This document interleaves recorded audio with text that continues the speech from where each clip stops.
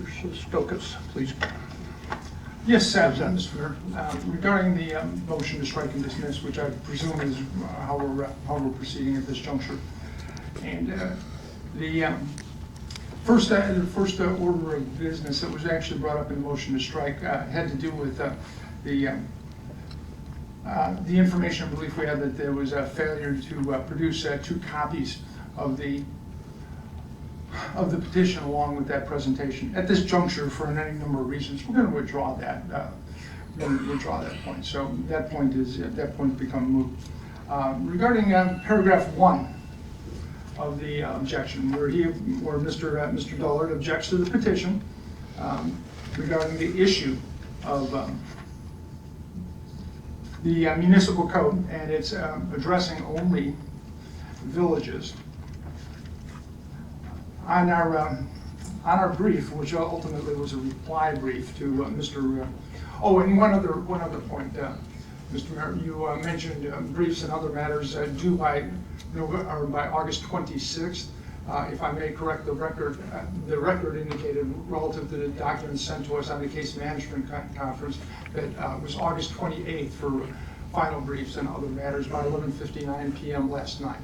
And so consequently, this reply brief was filed in conjunction with the orders, the information from the case management conference that was provided by Mr. Day. I believe that would be correct, Mr.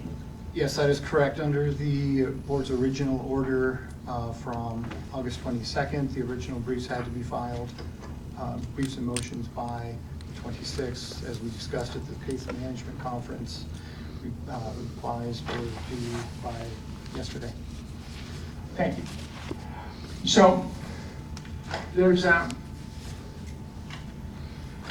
don't want to spend a whole lot of time with the board rehashing what's actually in the motion to strike and dismiss. I believe the board is quite capable of reading itself the history of what incorporated towns are and incorporated villages, the definition of city or village.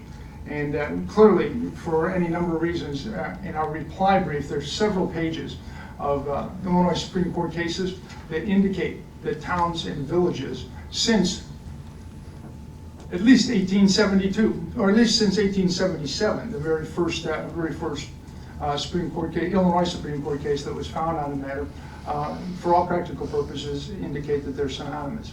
There was a series of many cases in the early 20th century, around 1902, 1910, somewhere in that range. And then there was a dearth of litigation on that, because basically when there becomes a dearth of litigation in a few cases, the matter is considered established point of law.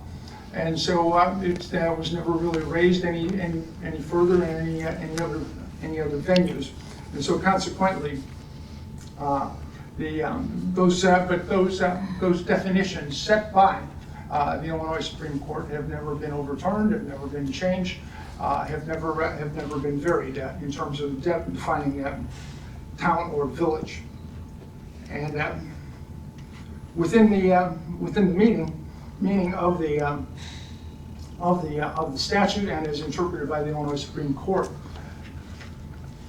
this is in fact a village. But I want to call the attention specifically to our reply brief. In addition to that other settled law, there's and basically Division 80 of Section 3 of the Municipal Code deals with elections and election matters. And the Illinois Municipal Code itself recognizes only 3 types of municipalities, simply 3. It's either a city, or it's in a village, or it's an incorporated town. And it's specifically regarding a incorporated town requires the election of a president, a clerk, an assessor, a collector, or a supervisor for every incorporated town. The statute says shall be elected, making the election of those officers mandatory for an incorporated town. I cite 65 ILCS 5/3.1-25-95, and it indicates ever since 1985, there's absolutely a requirement for an incorporated town to elect those officers.